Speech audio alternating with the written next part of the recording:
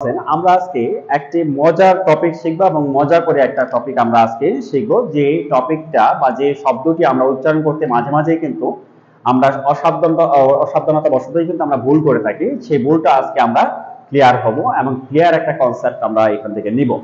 সেটা হচ্ছে টিএসি এই শব্দটির উচ্চারণ কখন দা এবং কখন দি। আমরা কিন্তু মাঝে মাঝে হরহামেশাই কিন্তু আমরা দি এবং দা এটা কিন্তু আমরা যা মন ভরা আমাদের কিন্তু উচ্চারণ করে দেই, কিন্তু অ্যাকচুয়ালি এটার নির্দিষ্ট একটা আমাদের রুলস আছে। যে রুলটা হচ্ছে ফিক্সড একটা রুল, সেই রুলটা হচ্ছে যখন আমরা দেখেন আমি একটা টেকনিকের মাধ্যমে দেখেন আমরা এটা বোঝার চেষ্টা করব। দেখেন আমার দাদির সিবি, যার যার দাদি আছে, দাদি থাকলে তাহলে সেক্ষেত্রে তার এই বিষয়টা আমরা এভাবে বলবো। আমি যদি বলি যে আমার দাদির সিবিটা হচ্ছে এটা, আমার দাদির সিবিটা হচ্ছে কি এটা, তার মানে দেখেন কারিকুলাম বিটা যাকে বলি আমরা, তাহলে দেখেন যদি আমরা সি ফর কনসোনেন্ট এবং বি ফর হচ্ছে কি ভাওয়াল। আমরা জানি ইংলিশে 5টি ভাওয়াল হয়ে থাকে এবং তারপরেও আরো দুটো ভাওয়াল হচ্ছে সেমি ভাওয়াল যেগুলোকে বলে থাকি, সেটা হচ্ছে ডব্লিউ এবং ওয়াই হচ্ছে সেমি ভাওয়াল।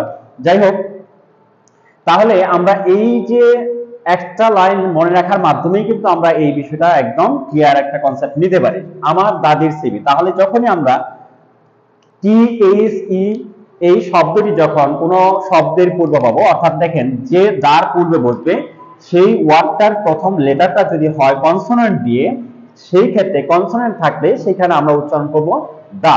এবং যদি সেইখানে যে টিএসি এর পরের যে ওয়ার্ডটা থাকবে সেই ওয়ার্ডের যদি ফার্স্ট লেটারটা যদি হয় ভাওয়েল দিয়ে, অর্থাৎ এ ই আই ও ইউ, এই তিনটা ওয়ার্ড লেটার দিয়ে যদি শুরু হয়, তাহলে সেইখানে আমরা উচ্চারণ করব দি। আমার মনে হয় বিষয়টা অনেকটাই ক্লিয়ার। তাহলে যদি আমরা বলি হি বট দা বুক না দি বুক, তাহলে দেখেন যে এইখানে বিটা হচ্ছে কনসোনেন্ট, দ্যাটস ওয়াই আমাদের উচ্চারণটা করতে হবে দা বুক। হি বট দা বুক, সে বইটি কিনেছিল।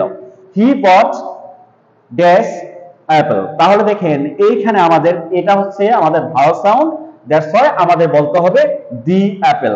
হি বট দি অ্যাপল, এইটা হচ্ছে আমাদের বেসিক ধারণা।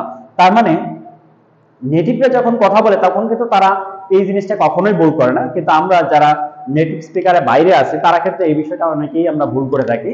দি এবং দা এটা কিন্তু আমরা মানে আমাদের মন গড়াই কিন্তু আমরা উচ্চারণটা করি, কিন্তু কেউ এটা অ্যাকচুয়ালি এখানে আমাদের কেউ ভুল ধরে না, বা আমরা সবাই যেহেতু ভুল বলি তাহলে এখানে আমাদের আর কেউ ভুলটা ধরিয়ে দেয় না।